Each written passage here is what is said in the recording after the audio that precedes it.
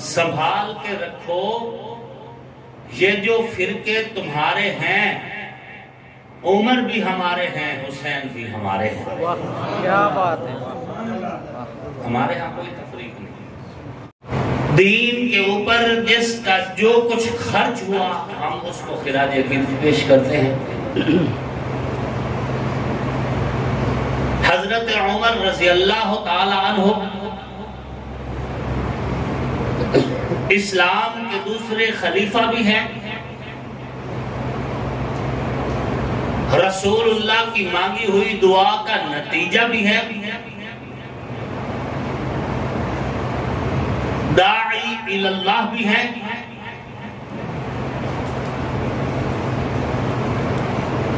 اور رسول اللہ صلی اللہ علیہ وآلہ وسلم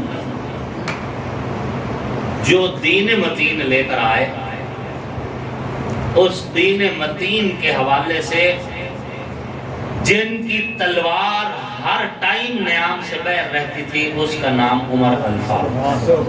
درود شریف پڑھ لیں۔ نہ لچک تھی، نہ جھجک تھی، نہ گھبراہٹ تھی، ہر معاملے میں جب بھی رسول اللہ کو ضرورت پڑی تو حضرت عمر کا ایک ہی لفظ ہوتا تھا، دعنی یا رسول اللہ اضرب عنقہ۔ حضور آپ اجازت دیں میں اس کا سر نہ اڑا دوں۔ جرت، غیرت، دلیری، شجاعت، بہادری، ہمت، وفا، ہر اعتبار سے ضرب المثل جس ہستی کا نام ہے، اور وہ ہے حضرت عمر رضی اللہ عنہ۔ حضور علیہ السلام نے فرمایا، قسم ہے اس رب کی جس کے قبضے قدرت میں محمد کی جان ہے، عمر تو جس راستے سے گزرتا ہے شیطان راستہ بھی بدل لیتا ہے۔ وہ راستہ شیطان چھوڑ کے دوڑ جاتا ہے جس راستے سے حضرت عمر گزرتے ہیں۔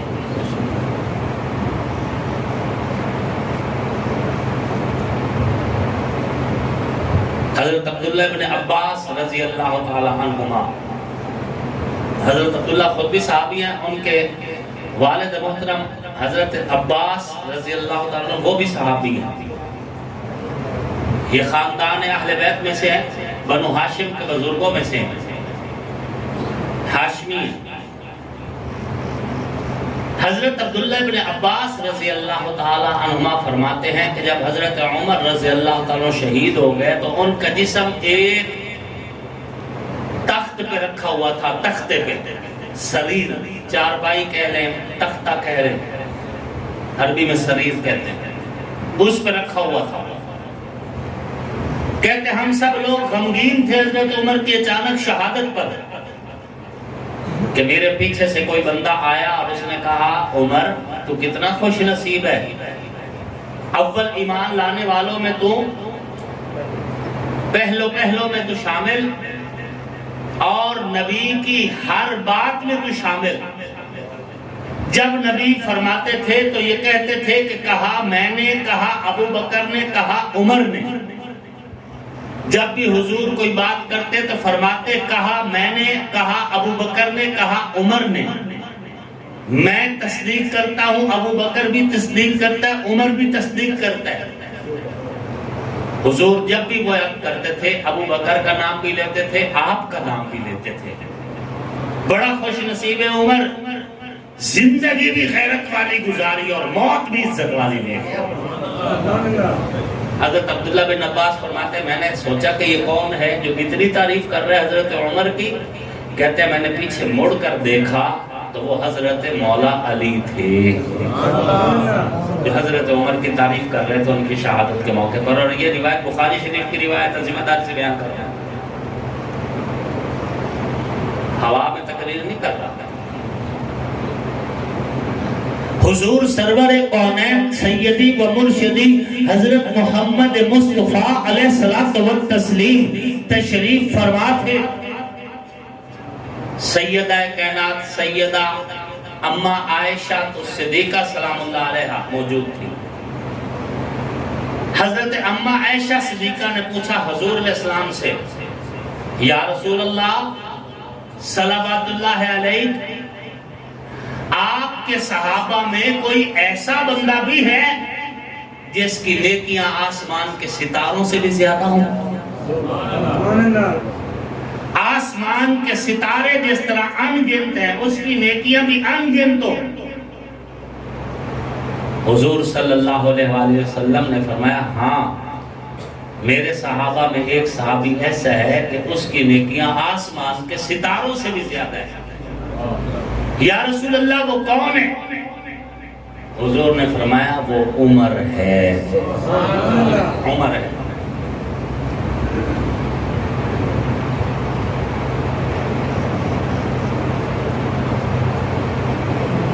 حضور صلی اللہ علیہ وآلہ وسلم تشریف لے کے جا رہے تھے، ایک طرف حضرت ابوبکر صدیق تھے، ایک طرف حضرت عمر تھے۔ حضور علیہ السلام نے اس ہاتھ میں ابوبکر صدیق کا ہاتھ پکڑا، اس ہاتھ میں عمر کا ہاتھ پکڑا، اور دونوں کے ہاتھ مضبوطی سے پکڑ کے پھر دونوں کے ہاتھ یوں بلند کر کے فرمایا ہاکذا نبعث یوم القیامہ، دنیا میں بسنے والے لوگوں، جس طرح آج ابوبکر کا ہاتھ میرے ہاتھ میں ہے، عمر کا ہاتھ میرے ہاتھ میں ہے، کل قیامت والے دن ہم جب قبروں سے اٹھیں گے تو ان دونوں کے ہاتھ میرے ہاتھ میں اسی طرح بلند ہوں گے۔ حضور نے فرمایا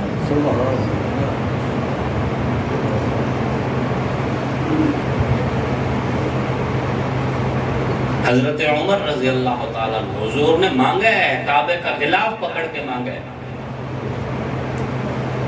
اللہم اعز الاسلام بعمر بن الخطاب او بعمر بن الحشام، اے اللہ اسلام کو عزت دے عمر کے ذریعے یا عمر کے ذریعے۔ عمر بن خطاب تو وہ تھے جو حضور کے دوسرے خلیفہ بنے،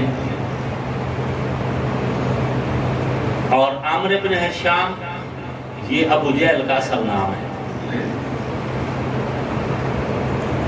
عربی میں جہاں عمر کے آگے واو لکھا ہو نا، اسے عمرو نہیں پڑھا جاتا، اسے عمر پڑھا جاتا ہے، عمر۔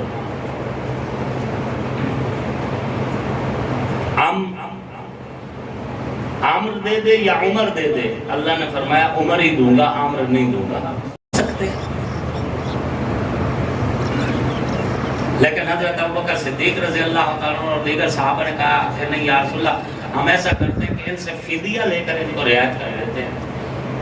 حضور نے ان صحابہ کرام کا مشورہ قبول کر لیا۔ جب قرآن نازل ہوا تو قرآن عمر کے حکم کے مطابق نازل ہوا، حضرت عمر کی منشا کے مطابق۔ اللہ چاہتا یہی تھا کہ ان کافروں کے ساتھ اسی طرح کیا جائے جس طرح انہوں نے مسلمانوں کے ساتھ کیا، لیکن اب چونکہ صحابہ کا مشورہ طے ہو گیا، لہذا جو فیصلہ صحابہ نے کیا اللہ نے رعایت دے دی۔ اللہ نے اپنی منشا بتا دی کہ میری منشا وہی تھی جو عمر کی منشا تھی۔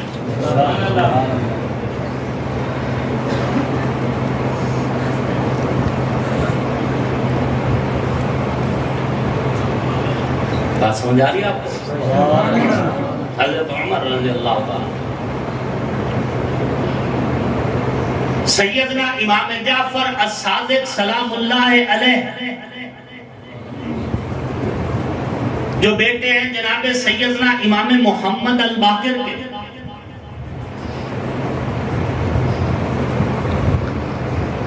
جناب امام جعفر الصادق سلام اللہ علیہ مرفوع روایت لے کر آتے ہیں اپنے باپ سے، اور ان کا باپ اپنے باپ سے، اس طرح رسول اللہ تک ایک جڑی ہوئی روایت امام جعفر الصادق سناتے ہیں۔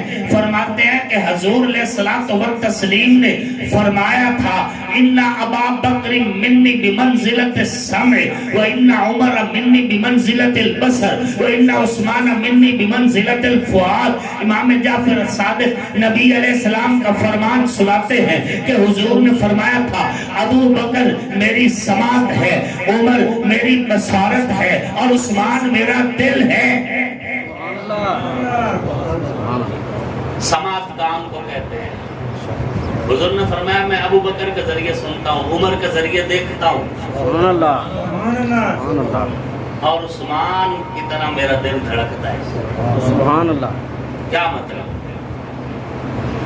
کان ابو بکر جیسے ہوں کہ رازدان وہ بندہ، آنکھ عمر جیسی ہو کہ اپنے پرائے کی پوری پہچان ہو، دوست و دشمن میں فرق کر سکے، مومن اور منافق کو پہچان سکے، اور دل عثمان جیسا ہو، بالکل نرم ملائم، کہ بات کو سمجھ سکے اور دنیا کو ان کے حقوق دینے کے اندر سخاوت سے کام لے۔ بخاری شریف کے اندر بھی یہ روایت آئی ہے، حضور علیہ الصلوۃ والتسلیم نے فرمایا ابو بکر اور عمر ہما بمنزلۃ السمع و بصری، ابو بکر اور عمر دونوں میرے کان اور میری آنکھ ہیں۔ سبحان اللہ۔ اب مجھے بتاؤ، ایک بندہ کہ میں حضور کو تو مانتا ہوں لیکن حضور کی آنکھ کو تسلیم نہیں کرتا، حضور کو تو مانتا ہوں لیکن حضور کے سمع مبارک کانوں کو تسلیم نہیں کرتا، تو ہم اسے کہیں گے کہ تو اپنے دماغ کا علاج کروا۔ ہم الحمدللہ جو مسلمان ہیں، ہم نبی علیہ السلام کے آنکھ، نبی علیہ السلام کے کان، حضور علیہ السلام کا دل، حضور علیہ السلام کا ویر، ہم سب کو مانتے ہیں۔ حضور نے اپنا ویر کس کو کہا؟ حضرت مولا علی کو، ہم ان کو بھی تسلیم کریں۔ آئیے ایک روایت اور سناتا ہوں آپ کو۔ جناب سیدنا امام حسن رضی اللہ تعالیٰ عنہ جو بیٹے ہیں حضرت مولا علی کے، امام حسن پاک فرماتے ہیں کہ قیامت والے دن دین اسلام عمر کو حشر کے میدان میں ڈھونڈتا ہوا آئے گا، تلاش کرتا ہوا آئے گا عمر کو، اور حضرت عمر کا بازو پکڑ کے اللہ کے عرش کے سامنے لے کر جائے گا، اور دین اسلام کہے گا اے اللہ میں ڈرا ہوا تھا، سہما ہوا تھا، دبا ہوا تھا، تیرے اس بندے نے مجھے عزت دی، اے اللہ آج تو بھی اس کو عزت دے۔ سبحان اللہ۔ پورا دین اسلام شفاعت کرے گا حضرت عمر کے حق میں۔ کون کہہ رہا ہے؟ امام حسن بن حضرت مولا علی۔ یہ روایت امام حسن پاک لے کر آئے۔ حضرت عمر رضی اللہ تعالیٰ عنہ عظیم جلیل القدر صاحب،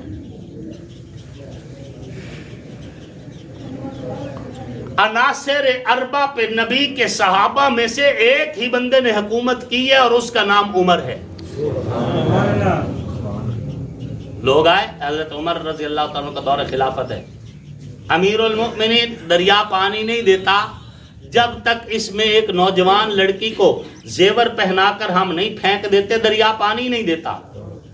حضرت عمر رضی اللہ تعالیٰ عنہ نے خط لکھا، اے دریائے نیل، اگر اللہ کی مرضی سے چلتا ہے تو چل، ورنہ تیرے پانی کی کوئی ضرورت نہیں۔ کیا بات ہے۔ یہ خط دریائے نیل کے حوالے کیا گیا، ایک ہی رات کے اندر 16 ذراع پانی دریائے نیل کے اندر آ گیا۔ عربی میں ذراع یہاں سے لے کر یہاں تک کہتے ہیں، تقریباً یہ 1 فٹ سے بھی کچھ زائد ہے۔ 16 ذراع پانی ایک ہی رات میں دریائے نیل میں اتنا پانی آ گیا، تقریباً مطلب ہے کم از کم 22 سے 25 فٹ پانی آ گیا۔ اور کچھ لوگ آئے، حضرت عمر رضی اللہ تعالیٰ عنہ، ان کو آ کر خبر دی کہ مدینہ کے باہر ایک آگ کا لاوا نکلا ہے اور وہ شہر کی طرف رخ کر رہے گا۔ حضرت عمر رضی اللہ تعالیٰ عنہ نے اپنے ایک خادم کو اپنا رومال دیا اور کہا جاؤ اس آگ کو اشارہ کرو کہ واپس چلی جائے۔ مولانا محمد عمر پالنپوری رحمۃ اللہ علیہ لکھتے ہیں کہ وہ خادم ساتھ گیا، رومال حضرت عمر کا لے کر آگ کو اشارہ کیا تو آگ پیچھے ہٹ گئی، اور اشارہ کیا اور پیچھے ہٹ گئی، یہاں تک کہ جہاں سے آگ نکل رہی تھی اس سوراخ میں داخل ہو گئی اور اوپر پتھر رکھ کر اس آگ کو بند کر دیا گیا۔ حضرت عمر رضی اللہ تعالیٰ عنہ منبر رسول پر خطبہ ارشاد فرما رہے تھے،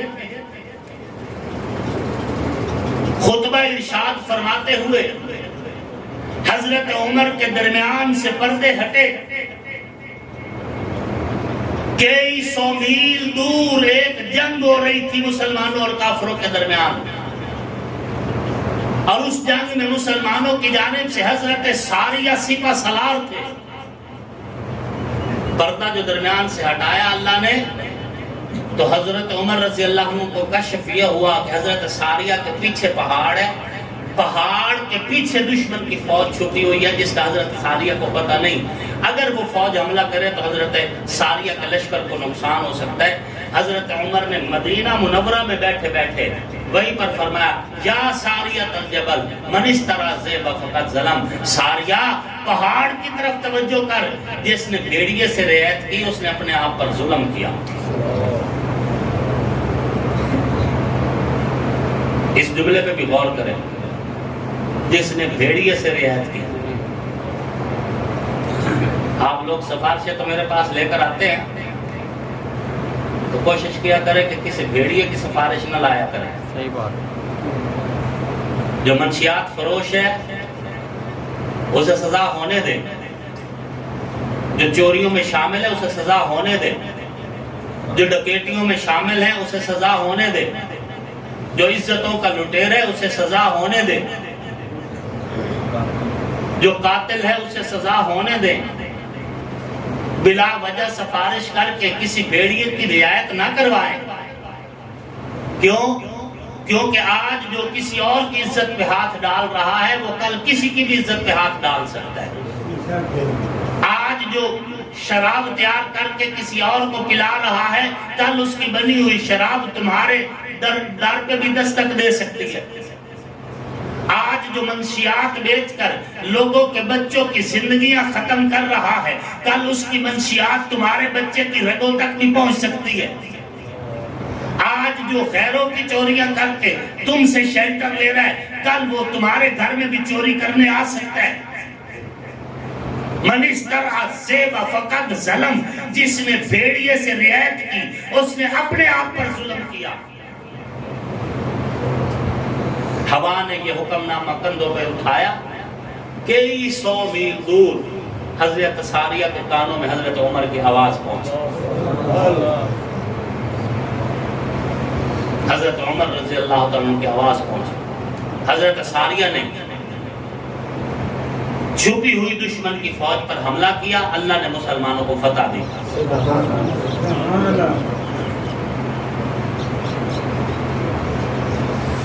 اے اہل ایمان، خطبہ ہو رہا ہو یہاں پر، بات حضرت عمر کی چل رہی ہو، اور یکدم اس حضرت عمر کی بات کے دوران ہی میں آپ کے ساتھ کوئی یہاں کا کوئی معاملہ شیئر کرنا شروع کر دوں تو آپ سوچیں گے تو صحیح نا کہ مولانا صاحب کو کیا ہو گیا۔ حضرت عمر کے فضائل بیان کرتے کرتے یکدم اس کو تھانہ کچہری یاد کیسے آ گیا؟ آپ کہیں گے نا ایسا ہی ہوا، ایسا ہی ہوا۔ شرح نہج البلاغہ میں لکھا ہے کہ لوگوں نے بولنا شروع کر دیا جب حضرت عمر خطبہ دے رہے تھے، خطبہ دیتے یکدم کا یا ساریۃ الجبل من اشتری الذئب فقد ظلم، پہاڑ کی طرف توجہ کر ساریہ۔ لوگوں نے کہا حضرت ساریہ تو 300 میل دور ہے۔ آپس میں کہ حضرت عمر کو کیا ہو گیا، کیا ہو گیا عمر کو؟ جب لوگوں نے آپس میں باتیں کی تو مجمع میں سے ہی ایک بندہ کھڑا ہوا، شرح نہج البلاغہ حوالہ دیا کتاب، مجمع میں سے ایک بندہ کھڑا ہوا، انہوں نے کہا وہی حکم، کیا ہو گیا تمہیں؟ دعو عمر، عمر کا مقام پہچانو، اس کو اس کے حال پہ چھوڑ دو۔ انہو ما دخل فی شیء الا خرج منہ، اللہ کی قسم عمر جب بھی کوئی بات کرتا ہے اس میں کوئی نہ کوئی راز ہوتا ہے۔ صحابہ کرام فرماتے ہیں ہم نے پیچھے مڑ کر دیکھا کہ یہ کون ہے جو عمر کی تصدیق کر رہا ہے، تو وہ حضرت مولا علی تھے۔ حضرت مولا علی تھے جو جھڑک کر لوگوں کو کہہ رہے تھے خبردار عمر کے معاملات میں نہ الجھو، عمر جب بھی کوئی بات کرتا ہے اس میں کوئی راز ہوا کرتا ہے۔ اور وہی ہوا جب حضرت ساریہ میدان جنگ سے واپس لوٹے، حضرت ساریہ نے آ کر بتایا، اس وقت تو فون تھے ہی نہیں، حضرت ساریہ نے آ کر بتایا کہ لوگوں اس طرح ہم جنگ لڑ رہے تھے کہ اچانک میرے کانوں میں حضرت عمر کی آواز پہنچی کہ ساریہ کیا کر رہا ہے؟ دشمن کو پہچان، دشمن بھی تو چھپا ہوا ہے۔ کہتے ہیں میں نے اس آواز پہ تنبیہ حاصل کی اور میں نے فوراً چھپے ہوئے دشمن پہ حملہ کیا۔ اگر ہم حملہ نہ کرتے تو وہ دشمن ہم پہ حملہ کر کے ہمارا نقصان کرنے لگا تھا۔ یہ ہے حضرت عمر رضی اللہ تعالیٰ، حضرت عمر رضی اللہ تعالیٰ۔ جاگ رہے ہیں آپ؟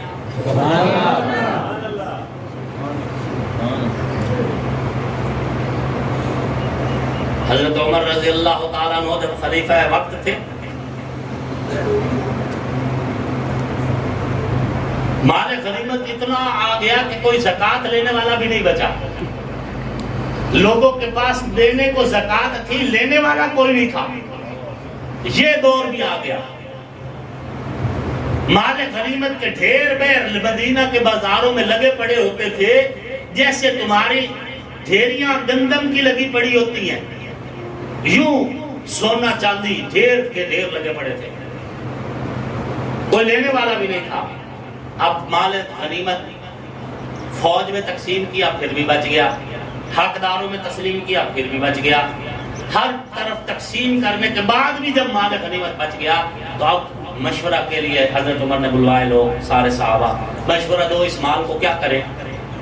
سب نے مشورہ دیا کہ مال کو بیت المال میں جمع کر دے، اس کے بعد وظیفے لگا دے صحابہ کرام اور ان کی اولادوں کے، کہ جن کی شروع سے لے کے اب تک جو ہے زندگی دین کے لیے گزری ہے، ان کے وظیفے لگا دے۔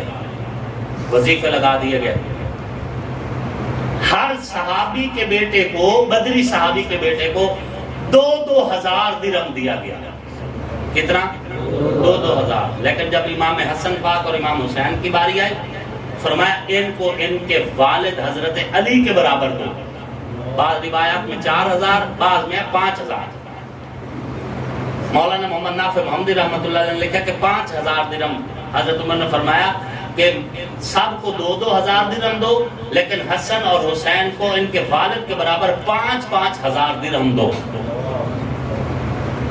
حضرت عمر کے بیٹے حضرت عبداللہ ابن عمر یہ صوفی صحابی تھے، ہر بات میں حکمت تلاش کرنے کی کوشش کیا کرتے تھے۔ وہ کھڑے ہو گئے، ان کا کہ امیر المؤمنین میں بھی تو بدری صحابی کا بیٹا ہوں، میرا باپ عمر بھی تو بدر میں شریک ہوئے تھے، میں بھی بدری صحابی کا بیٹا ہوں، مجھے 2,000 درہم مل رہے اور حسن اور حسین کو 5,000 درہم مل رہے، وجہ کیا ہے؟ روایات میں آتا ہے حضرت عمر غصے ہو گئے۔ تاریخ یعقوبی جلد سوم کی یہ حوالہ دے رہا ہوں۔ حضرت عمر غصے ہو گئے۔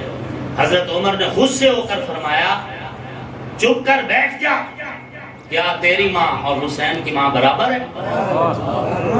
تجھے پتہ نہیں حسین کی والدہ، حسین والدہ کی طرف سے بھی عزت دار ہے، والد کی طرف سے بھی عزت دار ہے۔ جھڑک دیا۔ اور ایک اور جگہ پر جب یہ مشورہ ہوا کہ مال غنیمت کو اب تقسیم کیسے کریں گے، تو مشورہ یہ ہوا کہ رجسٹر بنا دیا جائے، اس پہ ترتیب سے نام لکھ دیے جائیں اور اس رجسٹر کو بیت المال میں رکھ دیا جائے، اور جو بیت المال کا نگران ہو وہ اس رجسٹر کی تحریر کے مطابق ہر ایک کو مال غنیمت تقسیم کر دیا کرے، حصہ دے دیا کرے ٹائم آنے پر۔ یہ فیصلہ منظور کر لیا گیا۔ اب رجسٹر میں سب سے پہلے کس کا نام لکھا جائے؟ بات سمجھ آ رہی ہے؟ رجسٹر میں سب سے پہلا نام کس کا لکھا جائے؟ تو صحابہ کرام نے کہا امیر المؤمنین آپ چونکہ خلیفہ وقت ہے، سب سے پہلا نام آپ کا لکھا جائے، آپ کا نام لکھنا چاہیے سب سے پہلے، چونکہ آپ امیر المؤمنین ہیں، خلیفہ وقت ہے۔ حضرت عمر کے بارے میں حضرت عمر نے غصے ہو کر فرمایا تضع عمر حیث وضعہ اللہ، تضع عمر حیث وضعہ اللہ، عمر کو وہیں پر رکھو جہاں عمر کو اللہ نے رکھا ہوا ہے۔ سب سے پہلا نام نبی کے خاندان کے لکھے جائیں گے، سب سے پہلے حضور علیہ السلام کے خاندان کا نام لکھا گیا، اور حضرت عمر کی جہاں باری آتی تھی وہاں لکھا گیا۔ یہ حضرت عمر کا شاندار کردار ہے۔ اور جب حضور صلی اللہ علیہ وسلم نے حضرت علی کا بازو بلند کر کے فرمایا تھا نا من کنت مولاہ فعلی مولاہ، اس وقت کی روئے زمین پر سب سے پہلا شخص حضرت عمر تھے جو کھڑے ہوئے اور غدیر خم کے موقع پر کھڑے ہو کر فرمایا اے علی تجھے مبارک ہو، انت مولا کل المؤمنین، کائنات میں جتنے بھی مومن ہیں تو سب کا مولا ہے۔ سب سے پہلی مبارک حضرت عمر نے دی۔ حضرت عمر ہمارے ایمان کی بنیاد ہے، جس طرح حضرت علی ہمارے ایمان کی بنیاد ہے۔ ہم نبی کی ہر نسبت کو سلام کرتے ہیں، کہو الحمدللہ، ہر نسبت کو سلام کرتے ہیں۔ اور اس موقع پر یہ بھی کہنا چاہوں گا، محرم الحرام کے آتے ہی جانبین سے دونوں طرف سے فیس بک پر، سوشل میڈیا پر مختلف پوسٹیں لگنا شروع ہو جاتی ہیں، متنازعہ پوسٹیں۔ جہاں تک میری آواز جا رہی ہے اور میرے متعلقین ہیں یا کچھ تھوڑا بہت بھی کچھ کو فالو کرتے ہیں، میں سب سے ہی کہوں گا کہ اپنی پوسٹیں انتہائی محتاط لگائیں، محتاط لگائیں۔ مناقب بولیں، صحابہ کرام کے فضائل بولیں، ان کی تعریف کریں، قرآن ان کے حق میں جو بولا وہ بولیں، احادیث میں جو ان کے حق میں آیا وہ بولیں۔ کوئی معمولی سی چڑ چڑی بات کر کے خواہ مخواہ اپنے آپ کو کسی مسئلے میں نہ ڈالیں۔ کسی کو چڑھانے کی غرض سے کوئی پوسٹ چڑھا دی اور پھر اس کے بعد پریشانی آپ کو ہی کرنا پڑتی ہے، اور اس کے ساتھ ساتھ پھر ہمیں بھی ہوتی ہے۔ جب بندہ کوئی گرفتار ہوتا ہے تو ہمارے لیے بھی مسائل بنتے ہیں۔ تو کیا ضرورت ہے؟ آپ تعریف کریں، آپ کی تعریف کرنا صحابہ کا یہ بھی بہت بڑا کچھ کر دیتا ہے۔ تعریف کریں اور بجا کے کریں، یوں زبردست طریقے سے تعریف کریں جیسے اللہ کے قرآن صحابہ کے حق میں بولا ہے، نبی کا فرمان صحابہ کے حق میں بولا ہے۔ سبحان اللہ۔ بالکل احتیاط کریں، ایک چھوٹی سی پوسٹ کسی کے خلاف کر کے خواہ مخواہ جیل سے ہو کر آنا، بندہ کچھ کرے بھی نہ تو جیل ہی جاوے، فائدہ اس کے لیے احتیاط کریں۔ ہاں، آپ کی جانب سے کسی کے ساتھ کوئی زیادتی نہیں ہونی چاہیے۔ کسی طرف سے اگر آپ کے ساتھ زیادتی ہوگی تو انشاءاللہ ہم آپ کے کندھے کے ساتھ کندھا ملا کے کھڑے ہوں گے، بغیر کسی لچک کے، بالکل ہر اعتبار سے۔ یہ شہر ہمارا ہے، علاقہ ہمارا ہے، اس کا امن بھی ہم نے قائم رکھنا ہے۔ آپ نے وسیب کے اندر رہنا ہے، مل جل کر رہنا ہے، تو اس کے لیے آپ ہی نے کوشش کرنی ہے، تو یہ امن و امان اور استحکام کی فضا پیدا ہو سکتی ہے۔ جو شر پسند ہوں گے ان کا ہم آئینی محاسبہ کریں گے اور اس میں کوئی لچک نہیں کھائیں گے انشاءاللہ۔ گستاخی کسی صورت برداشت نہیں، چاہے نبی کے یارانے کی جائے، چاہے نبی کے گھرانے کی جائے۔ اور جب ہمارا معاشرہ اس نہج پہ آ جائے گا کہ گستاخی گستاخی ہی ہے، چاہے وہ ہماری طرف سے ہو یا کسی اور طرف سے ہو، اس دن انشاءاللہ معاشرہ بیلنس بھی ہو جائے گا۔ یہ نہیں ہو سکتا کہ ایک طرف سے گستاخی ہو تو وہ اگر ہمارے بینچ پہ ہے تو ہم اس کے سر پہ ہاتھ رکھ کے بیٹھ جائیں، نہیں رکھیں گے، بالکل صاف سی بات ہے۔ جس طرح حضرت ابو بکر صدیق کی گستاخی کی شریعت میں اجازت نہیں ہے، اسی طرح حضرت علی کی گستاخی کی بھی شریعت میں اجازت نہیں ہے۔ جس طرح صحابہ کی عزت بیان کرنے سے اللہ رسول خوش ہوتے ہیں، اسی طرح اہل بیت کی عزت بیان کرنے پہ بھی اللہ رسول خوش ہوتے ہیں۔ اس لیے اپنے آپ کو سنبھال کے رکھنا ہے، آنکھیں کھلی رکھنی ہیں، کان کھلے رکھنے ہیں، اور نظر پوری رکھنی ہے، اور قانونی راستہ اختیار کرنا ہے۔ اور انشاءاللہ العزیز کسی بھی موقع پر آپ کو لاوارث نہیں چھوڑا جائے گا۔ یہ تو ہو ہی نہیں سکتا کہ ہم آپ کو جاگیرداروں کے رحم و کرم پہ چھوڑ دیں، یہ ممکن ہی نہیں ہے۔ جاگیرداروں کے رحم و کرم پہ بالکل نہیں چھوڑا جائے گا۔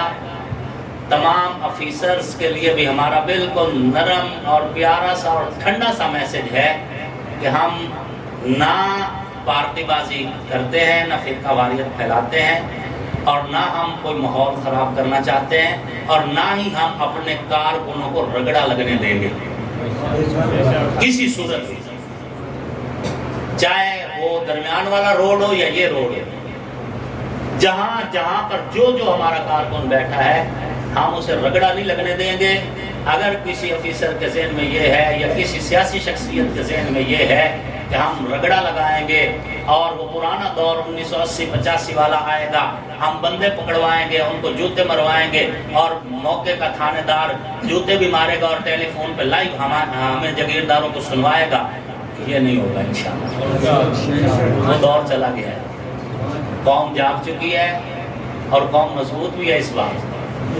انشاءاللہ العزیز۔ باقی ہمارے دروازے بلا تفریق ہر ایک کے لیے کھلے ہیں، کوئی کسی بھی مذہب سے ہو، کسی بھی مسلک سے ہو، کسی بھی مکتب فکر سے ہو، اس کا جو جائز کام ہے اس کے لیے ہم اس کی پوری کوشش کریں گے۔ آگے برکت اللہ نے ڈالنی ہے، کرنے اللہ نے ہوتے ہیں کام، بندے کا کام تو صرف کوشش کرنا ہوتا ہے، تو وہ پوری انشاءاللہ مخلصانہ کوششیں جو ہے ہماری وہ جاری رہیں گی۔ پھر آپ کو یہی پیغام ہے کہ آپ نے محرم الحرام میں بالکل پرامن رہنا ہے۔ کہیں پہ اگر آپ کی دل آزاری ہو تو آپ بجائے اس پر مشتعل ہو کر فوری رد عمل دینے کے آپ ہم سے رابطہ کریں، ہم آئینی اور قانونی سطح پر انشاءاللہ آپ کو پورا دفاع دیں گے اور ماحول کے اندر امن برقرار رکھنے میں انشاءاللہ ہم سب مل جل کر اپنا نمایاں کردار ادا کریں گے۔ اللہ رب العزت اس مسجد کو، اس مدرسے کو قیامت کی صبح تک آباد اور شاد رکھیں۔ آپ کو اور ہم سب کو اللہ رب العزت ایمان، عزت، صحت کی سلامتی والی اور کامل ہدایت والی لمبی خوشحال زندگی نصیب فرمائیں۔ آنکھوں کا نور، دل کی چاہت حسین ہے، اسلام کی شناخت غیرت حسین ہے، پور و قصور جنت میں ہے دل پذیر، لیکن سردار شباب جنت مولا حسین ہے۔ دنیا میں احترام کے لائق ہیں جتنے لوگ، ان محترم نفوس میں شامل حسین ہے۔ جس نے زبان چوسی محبوب کبریا کی، وہ خوش نصیب کامل مرشد حسین ہے۔ قاتل حسین پر ہے لعنت خدا کی آج تک، اور میری زبان پہ آج بھی واہ واہ حسین ہے۔ کافر مرے جو کرتا ہو نفرت حسین سے، آصف میرا تو مذہب عقیدہ حسین ہے۔ وما علینا الا البلاغ المبین۔